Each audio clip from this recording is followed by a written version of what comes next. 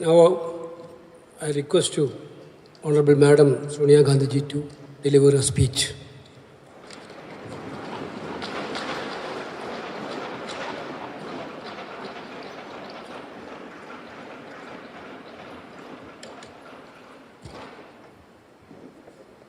Congress President Mallikarjun ji, Rahul, Venugopal ji, Pramod Tiwari ji, Gaurav, Gogoi ji, K. Suresh ji, members of Parliament, friends. I am deeply conscious of the great responsibility all of you have placed on me yet again. Thank you. Let me, first of all, greet and congratulate all the newly elected Lok Sabha members of Parliament. You have fought a tough election under the most challenging of circumstances. You have surmounted many obstacles and campaigned so very effectively. Your success has given us a much greater presence in the Lok Sabha and a more effective voice in its proceeding, both of which will help give greater strength to our participation. The Indian National Congress has once again demonstrated its resilience. It was up against a mighty and malevolent machine that was doing its utmost to destroy us. It tried to cripple us financially. It carried out a campaign against us and our leaders that was full of lies and defamation. Many wrote our obituaries, but under the determined leadership of Kharge ji, we persevered. He is an inspiration to us all. His commitment to the party organization and its ideology is truly extraordinary, and we all have to learn from his example. The Bharat Jodo Yatra and the Bharat Jodo Nyaya Yatra were historic movements which rejuvenated our party at all levels. Rahul deserves special thanks for his tenacity and determination to fight on in the face of unprecedented personal and political attacks. He shaped our narrative. He also shaped our narrative on guarantees and on the protection of the Constitution very sharply. And it is my personal belief that the constant upholding of the importance of our Constitution during our campaigns by Rahul ji, Kharge ji, and all of you is that which compelled the Prime Minister yesterday to bow down literally to that which is for us a precious book, the Constitution, containing the Constitution of India. The CWC resolution passed yesterday has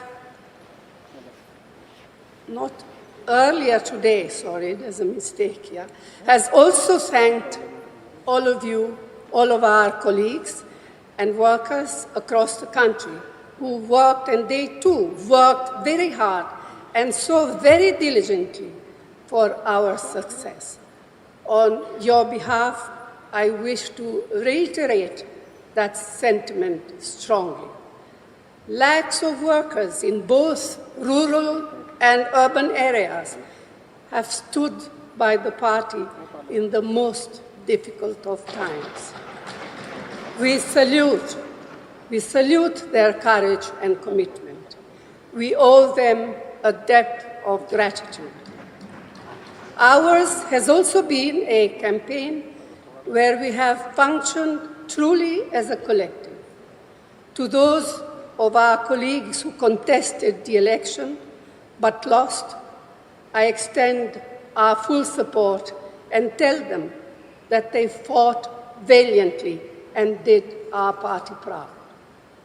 Our numbers in Parliament have increased significantly. Not only is the Indian National Congress a large contingent in the Lok Sabha, but we are bolstered by the strength of our India partners, some of whom have themselves come back impressively. Yet, as we celebrate our recovery, we must also reflect what we need to do to improve our position in states where our performance has been far below our expectation. The Congress President spoke about this earlier in the day at the CWC, and I wish to reinforce his plea. The Prime Minister, who sought the mandate solely in his name to the exclusion of both his party and its allies, has suffered a political and worse, a moral defeat. In reality, he has lost the mandate he sought and thereby lost the right to leadership as well. Yet, far from taking responsibility for failure, he intends to get himself sworn in again tomorrow. We do not expect him to change the substance and style of his governance, nor take cognizance of the will of the people. That is why, as members of CPP, we have a special obligation to be watchful, vigilant, and proactive in holding him and his new NDA government accountable. No longer can and should Parliament be bulldozed like it has been for a decade now.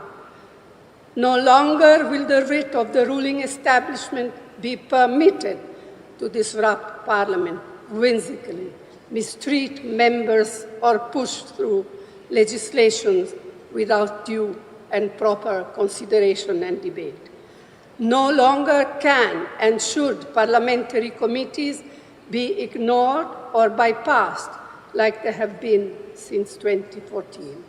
No longer will Parliament be muzzled and stifled as it has been over the past 10 years. We have challenging times ahead. We have to be alert, prevent any attempt to increase polarization and erosion of secular and democratic values. So this is a renewed opportunity for us as a party that established parliamentary democracy in our country to bring parliamentary politics back on track to where they legitimately belong. In this election, the people have voted decisively to reject the politics of divisiveness and authoritarianism. They have voted to strengthen parliamentary politics and safeguard our Constitution. They have voted for the agenda of economic and social justice.